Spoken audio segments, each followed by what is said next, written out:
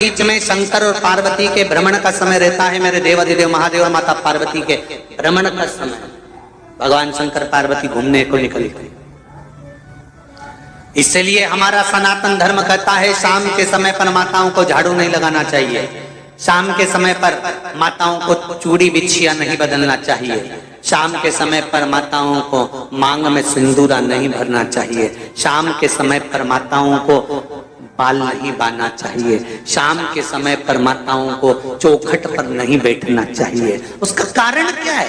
क्योंकि पार्वती जी ने भगवान भोलेनाथ जी से कहा था कि तुम मुझे रोज शाम के समय प्रदोष काल में भ्रमण के लिए लेकर जाते हो, मेरे लिए आज्ञा क्या है? शंकर भगवान ने कहा सुनो पार्वती, मंदिर के अंदर नंदी रहता है, जाने वाला यात्री जब मंदिर में मेरा दर्शन करने आता है तो नंदी के कानों में कहकर जाता है कि शिव जी को मेरे यहाँ लेकर आना। मैं नंदी के अनुसार उनके घर जाता हूँ, मेरा काम है उनका कल्याण करना और तेरा काम है उनके घर की नारी को अखंड सौभाग्यवती का वर प्रदान करना, ये तेरा काम। तब पार्वती माता ने कहा अखंड सौभाग्यवती होने का वर मैं तो दे दूंगी, पर उस समय पर माताएं चूड़ी बदल रही होगी, हाथ से चूड़ी निकाल रही होगी तो मैं वर कैसे दे सकती हूँ? मांग भर रही होगी तो मैं वर कैसे दे सकती हूँ? उस समय पर चूड़ी बिछिया बदला जा रहा होगा तो मैं वर कैसे दे सकती हूँ? उस समय पर झाड़ू लग रही होगी तो मैं लक्ष्मी को वहां कैसे भेज सकती हूँ? आप बताओ। तो शंकर भगवान ने कहा प्रदोष का समय एक ऐसा समय होता है, शाम का समय ऐसा होता है जिस समय पर केवल शंकर और पार्वती की आराधना का समय होता है। हम तो कई लोगों से कहते हैं अगर आपके यहाँ संपदा नहीं आ रही है, बहुत मेहनत कर रहे हो, फल नहीं मिल रहा, कहीं नौकरी, कहीं सर्विस या कहीं व्यापार या व्यवसाय में कहीं तकलीफ आ रही है, हम सबसे कहते हैं शाम का समय पकड़ लो, शंकर जी के मंदिर में दिया लगाना प्रारंभ कर दो। शिव मंदिर में अगर दिया नहीं लगा रहे हो तो बेलपत्री के पेड़ के नीचे दिया लगा दो। बेलपत्री और शंकर जी के मंदिर में दिया नहीं लगा रहा तो शंकर जी के मंदिर के बाहर चौखट पर दिया लगा दो।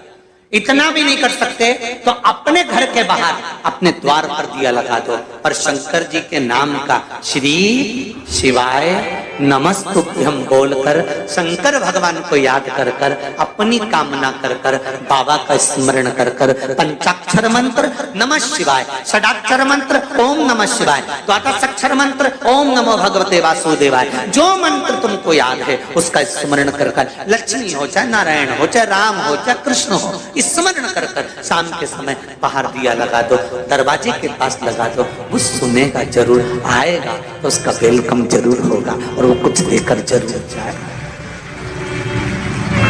नियम तो बनाओ, उसकी चौखट पर जाकर कहना प्रारंभ।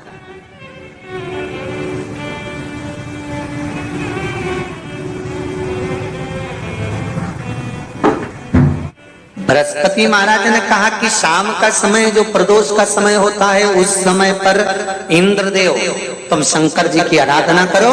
शिव आराधना से शंकर जी जो मार्ग प्रशस्त करेंगे, शिव आराधना से जो शंकर जी कहेंगे वो तुम करना। ठीक है, आराधना करी बाबा भोलेनाथ जी।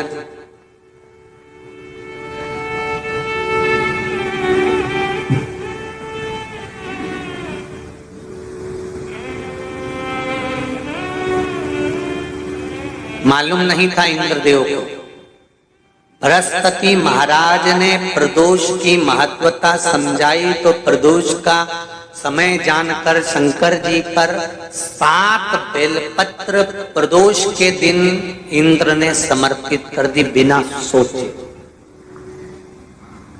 कितनी बेलपत्र? 7। प्रदोष का व्रत करो चाहे ना करो, मंदिर में चढ़ी हुई बेलपत्र को उठा लो,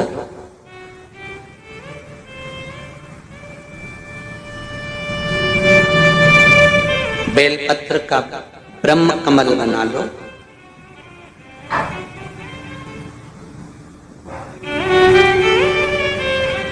ब्रह्म कमल का मतलब होता है डंडी बीच में रहे, आसपास पत्तियां रहे। 7 पत्ती का ब्रह्म कमल बनाकर, जैसे ये पत्तियां हैं एक जैसी रखी हुई हैं तो इसको फैला लिया, 7 पत्ती को आपस में फैलाकर ब्रह्म कमल बना ले। प्रदोष का व्रत करें ना करें, जरूरी नहीं है कि वृक्ष से ही पत्ती लेकर आओगे तो ही शंकर जी को चढ़ाओगे। शिव जी पे से चढ़ी हुई उठाकर धोकर ब्रह्म कमल बनाकर बाबा से विनय कर कर, हे प्रभु आज मैं इस काम के लिए जा रहा हूं, बाबा मेरा यह कार्य है, बोलकर श्री शिवाय नमस्तुभ्यम बोलकर शिवलिंग पर समर्पित कर दो। दिन भर के प्रदोष व्रत का फल बाबा एक बेलपत्री समर्पित करने पर ही प्रदान कर देता है। शिव है।